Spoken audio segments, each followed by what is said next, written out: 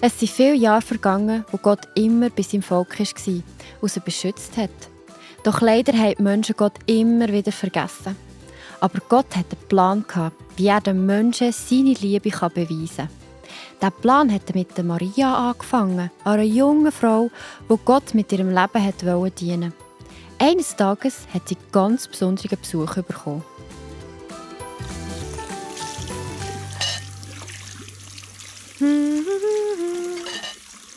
So, jetzt mache ich aus dem Teig noch ein Brot und dann ab in den Ofen damit.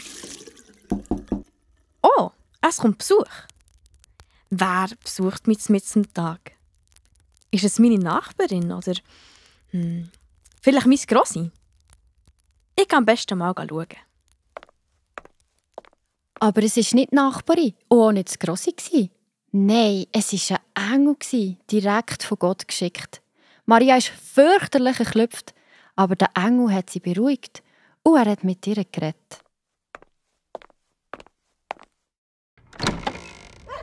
Oh, Hilfe! Ein Engel! Was will der von mir? Was muss ich machen? Maria, du musst nicht Angst haben. Gott hat etwas Besonderes ausgewählt. Er liebt dich und weiss, dass er dir vertrauen kann. Du wirst ein Baby bekommen, nicht irgendein Baby. Du wirst den Sohn von Gott zur Welt bringen. Und sein Name soll Jesus sein.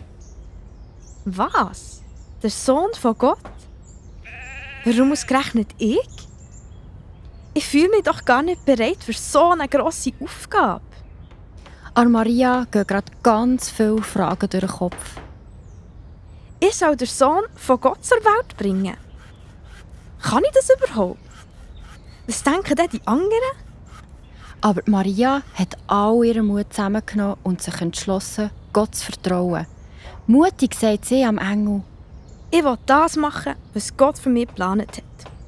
Ich fühle mich zwar nicht besonders fähig, die Verantwortung zu tragen, aber ich weiss, Gott kann Wunder tun und er macht keine Fehler. Etwas später ist Maria tatsächlich schwanger geworden. Sie war so glücklich und aufgeregt.